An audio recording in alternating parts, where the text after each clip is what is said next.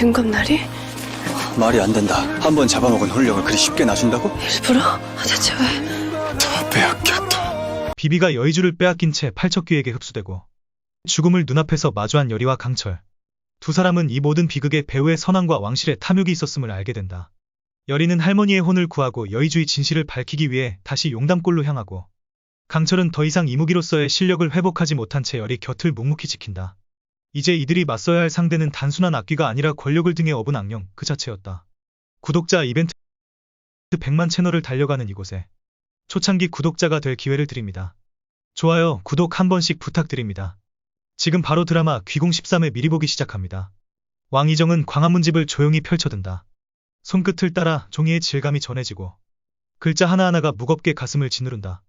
그 책은 젊은 시절에 그가 직접 써내려간 기록이자 지금은 덮고 싶었던 과거의 목록이다. 팔척귀의 기원, 선왕의 침묵, 김봉인의 배신까지 모든 것이 그 안에 적나라하게 담겨있다.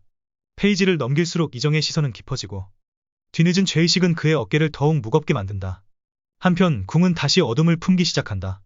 윤갑, 여리 그리고 이정이 모두 궐을 비운 그 틈, 팔척귀는 원자를 노리고 다시 궐 안으로 스며든다. 원자는 갑작스레 밀려드는 서늘한 기운의 뒤를 돌아보지만 그곳엔 아무도 없다. 그러나 뒷덜미를 타고 흐르는 싸늘한 한기가 점점 짙어진다. 복도 끝에 희미한 형체 하나가 조용히 떠오른다. 강철은 경복각 지붕 위에서 시선을 떼지 못한 채 중얼거린다. 그때 이곳은 그야말로 지옥도였다. 100년 전 용담골. 팔척귀는 억울하게 죽은 자들의 울분과 복수가 엉겨붙어 탄생한 존재였다. 원한과 절망, 버림받은 기억들이 흘러들어 한 몸이 되었고 이제는 그 울음을 왕실 전체에 퍼뜨리려 한다. 그러던 중 여리 앞에 믿을 수 없는 인물이 나타난다. 윤갑날이? 팔척귀에게 이미 흡수된 줄 알았던 윤갑의 홀령이 다시 나타난다. 생전의 모습 그대로지만 그 눈빛엔 형언할 수 없는 증오가 담겨있다. 여리는 그 자리에 얼어붙는다. 강철은 본능적으로 외친다. 말도 안 돼. 한 번 잡아먹은 홀령을 그렇게 쉽게 놔준다고? 팔척귀는 먹은 홀령을 결코 되돌리지 않는다. 혼백은 지워지고 기억조차 소멸된다. 그런데 윤갑이 돌아왔다? 그것도 여리 앞에만? 여리는 혼란스럽고 두렵다. 그러면서도 묻는다. 일부러? 대체 왜? 윤갑은 낡은 듯한 숨을 내쉬고 낮은 목소리로 중얼거린다. 다 빼앗겼다. 몸도, 신분도, 사랑도 모두 강철과 여리에게 빼앗겼다는. 윤갑의 감정은 이젠 인간의 것이라 보기 어려웠다. 그리고 그 목소리 뒤로 또 다른 존재가 등장한다.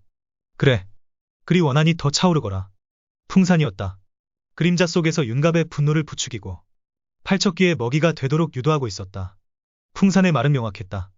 이 모든 것은 여리와 강철을 향한 칼날이 될 것이다. 강철은 눈을 감는다.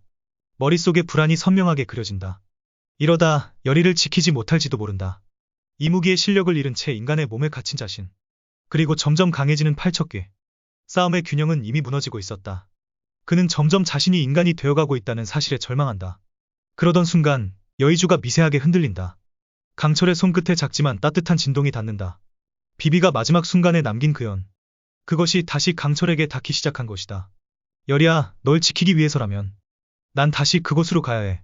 강철의 눈빛이 흔들리던 중 여리의 낯선 행동이 시작된다. 그녀는 윤갑의 홀령과 짧게 마주한 뒤 조용히 자리를 뜬다. 누구에게도 말하지 않고 단 한 사람의 눈도 피한 채 맹청을 향해 움직인다. 맹청, 팔척귀가 처음 나타났던 장소. 그리고 이제 여리가 끝을 낼 장소. 풍산은 이미 그곳에서 기다리고 있다. 맹청은 과거의 모든 흔적을 삼킨 채 묵묵히 여리를 받아들인다. 발을 내디딜 때마다 눅눅한 기운이 땅 밑에서 스멀스멀 피어오르고 오래전 누군가의 비명이 벽에 스며든 듯한 울림이 맴돈다. 신당 한가운데 팔척귀의 기운은 더욱 짙어지고 있다. 여리는 제단 앞에 섰다. 그리고 마주한 사람은 풍산이었다. 또 왔느냐? 풍산의 목소리는 낮고 짐승처럼 울렸다. 끝낼 거예요. 이젠 저도 물러서지 않아요. 여리는 제단 안으로 한 걸음 더 다가간다. 그리고 그 순간 그림자 하나가 뚫고 올라오듯 어둠 속에서 팔척귀가 모습을 드러낸다. 인간의 얼굴을 흉내낸 탈을 쓰고 있지만 그 눈빛만큼은 이승의 것이 아니다. 왔군. 여의주의 주인. 팔척귀의 말은 예상과 달리 나긋했고 한없이 익숙한 기운을 품고 있었다. 여리는 본능적으로 느낀다. 지금의 팔척귀는 더 이상 단순한 악령이 아니었다. 누군가의 원한, 누군가의 상처, 누군가의 기억들이 덧입혀진 존재. 그 순간 또 다른 홀령 하나가 모습을 드러낸다. 이건 할머니? 여리를 키워주던 무녀, 그녀의 할머니 홀령이 여리의 뒤에서 천천히 다가온다. 그 손끝이 여리의 어깨를 감싸듯 얹히고 입술은 조용히 움직이고 있다. 아무 말이 들리지 않지만 여리는 마음으로 알아듣는다. 너는 나의 마지막 소망이었다. 여리는 재단 위로 여의주를 꺼내 올린다. 주먹만한 구슬이 붉게 타오르며 팔척귀를 향해 천천히 빛을 뻗는다. 동시에 신당 안의 공기 전체가 뒤틀린다. 팔척귀는 눈을 가늘게 뜬다. 날 끝낼 수 있을 것 같나? 여리는 미동도 없이 대답한다. 그렇게 할 거예요. 그때 맹청의 바깥 강철이 다시 서 있다. 그의 눈동자 속엔 이무기의 기운이 옅게 돌아오기 시작했다. 여의주가 반응한 그 순간부터 그의 몸속에서도 흐름이 변화하고 있었던 것이다. 비비가 남긴 마지막 파동은 강철과 여리를 연결하는 또 다른 끈이 되어 있었다. 비비, 내가 이끌어준 거냐? 강철은 속으로 묻고 곧장 맹청으로 향한다. 팔척귀는 재단의 기운을 틀어주며 말한다. 너희가 내 원한을 끊을 수 있다면 그건 결국 너희 자신의 피를 부수는 일일 것이다. 여리는 숨을 고른다. 그리고 다시 한 걸음 나아간다. 할머니 홀령이 그녀의 등을 떠밀듯 감싸고 있었다. 끝낼게요, 할머니. 이번엔 정말로. 팔척귀는 마침내 형체를 버린다. 기운이 응축되며 신당 전체가 흔들리기 시작하고 여의주의 빛과 팔척귀의 기운이 맞부딪힌다. 어둠 속에서 비비의 그림자가 순간적으로 스쳐 지나가고 윤갑의 홀령이 재단 옆에서 사라진다. 풍사는 멀찍이 서 그 광경을 지켜보며 조용히 중얼거린다. 이제야 끝나는구나, 아니면 이제 시작인 건가? 그리고 그 순간 맹청의 문을 열고 강철이 들어선다. 여리는 고개를 돌려 그를 바라본다. 말없이 서로를 바라보는 두 사람 사이로 피와 빛과 원한의 기운이 교차한다. 마지막 선택은 이제 여리의 손에 달려있다. 신당은 붉은 빛으로 일렁인다. 팔척귀는 더 이상 말하지 않는다.